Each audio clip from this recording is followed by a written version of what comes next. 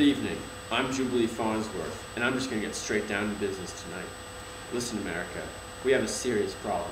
In the heart of Boston, a law firm has suffered 10 losses of personnel due to lead poisoning over the last week. That's right, America, lead poisoning. Now, autopsies have revealed that the lead was ingested. Sickening, citizens, just sickening. This means that someone has been poisoning them. Each of these 10 victims were high-ranking members of the law firm, and all of them went out to the Wild Boar pub to celebrate the one-year anniversary of knocking off their rival law firm. The bartender, Dalton Anderson, is suspected of poisoning all of them that night. But how? That is the question. He has motive, being a member of the other law firm that was knocked off and therefore having to leave a high-paying job for the much lower-paying job of bartending. So, if it was he who poisoned them, where did he get the lead? And how did he know the employees of the other law firm would be there? Perplexing. Simply perplexing. This is truly a horrible tragedy, America, and unfortunately, this is just the icing on the cake. So, what is lead? Fortunately for us, America, we have a chemist who specializes in lead studies. Dr. Philip Hemmingway is joining us now from Lagos, Nigeria, where a case that I will explain later is taking place. Dr. Hemmingway, you are on.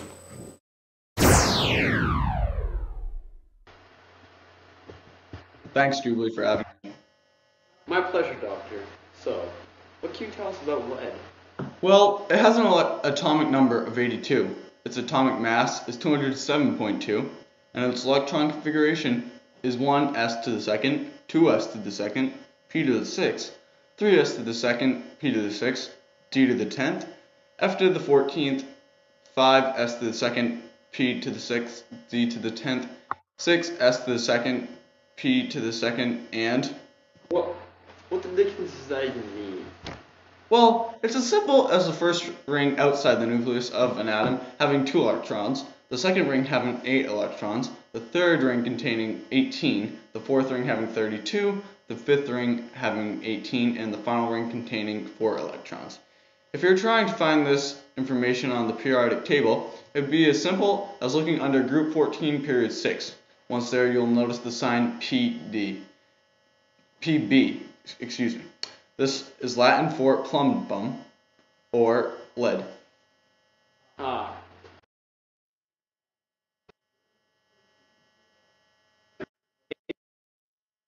Give us as to what it looks like? Sorry, that was not clear. Could you repeat the question? This is a very dangerous element. Is there any description you could give us of what it looks like?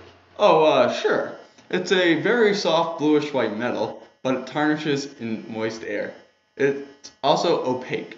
You can also tell if it is lead if you happen to see the process of fusion at 4.8 kilojoules per mole.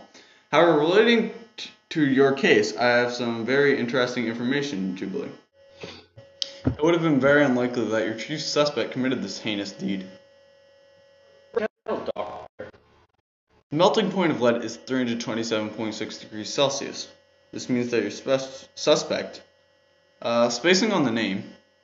Mr. Dalton Anderson is the chief suspect.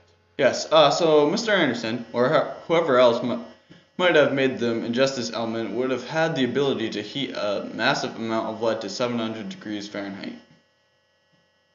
Riveting, Doctor. Simply riveting. I will return to this after your departure. A little bit about history of lead. It has been around since the dawns of time, and is mainly found while mining ores called galena, which is primarily located in the United States, Australia, Mexico, Germany, and France. Its compounds are just plain lead, lead azide, lead bromate, and lead chloride, and... Don't you have, places to be, Doctor? Yes. I have sick Nigerians to attend to. Thank you, Jubilee. So, Dr. Hemmingway has enlightened me on the topic of lead, and hopefully all of my faithful viewers as well. But we must get back to the tragedy, which we now know it must have been seemingly impossible for Dalton Anderson to melt such a quantity of lead. However, when I told you this was just the icing on the cake, I was telling the truth. Several other lead poisoning tragedies have rocked the world recently, and I would like to tell you about this. After hearing the story, I became increasingly irate and decided to do a bit of detective work in recent lead poisoning cases. When you or I think of poisoning, lead rarely seeps into the picture. However, reports of natural, intentional, and accidental cases have shot to the surface of not only our newscast, but most news channels across the globe. While lead poisoning has admittedly dropped within the past few years, the current cases are nothing short of astounding. Effects of lead poisoning can range from brain damage, behavioral losses in children, to death. These effects are nowhere more evident than in the largest, most recent case of natural lead poisoning, causing over 400 deaths and many more injured in one form or another. It all started in a gold mine in Nigeria. Miners began to illegally dig for gold in the lead-infested part of the African nation and weren't ready for what was to come.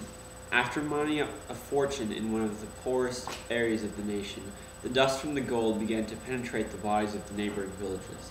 Nearly 40 towns were said to be affected by the horror, with a death count of 400 all told. This count is only after a year's worth of number crunching.